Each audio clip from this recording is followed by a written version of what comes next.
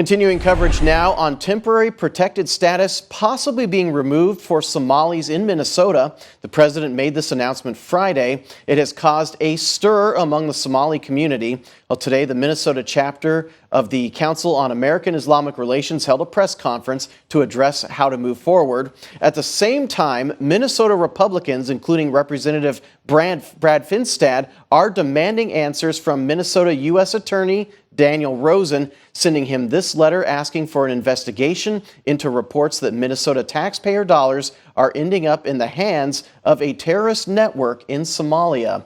Our Sam Covone joins us in studio tonight with more on this issue. Sam, what have you gathered so far? Yes, Nick, a lot. The Council on American Islamic Relations, better known as CAIR Minnesota, says people have called expressing concerns about possible escalation and more targeting, as well as the feeling of shock and fear.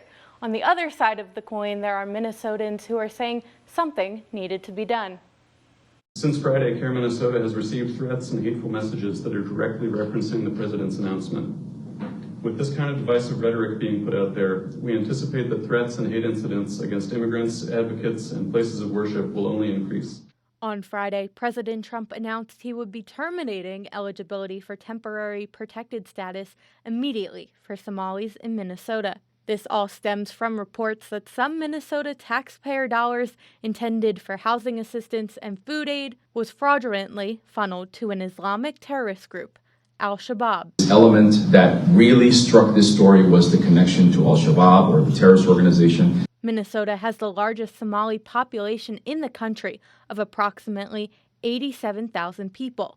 If this implementation moves forward, it would only affect roughly 400 Somalis who have TPS. It was never meant to be an asylum program. It was always meant to be put in place after an incident or an event on a temporary basis, and that's what the evaluation will be. In order for TPS to end for this group of people, such a decision legally requires action from Secretary of Homeland Security, Kristi Noem. On her visit to Minnesota, she says nothing is set in stone yet, and the move needs to be evaluated.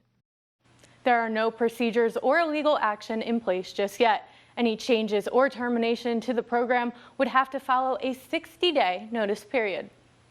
All right, thank you, Sam. Well, CAIR Minnesota urges those with TPS to consult with an immigration attorney as soon as possible. If you do not have an attorney, you can contact CAIR Minnesota and you will be connected with one.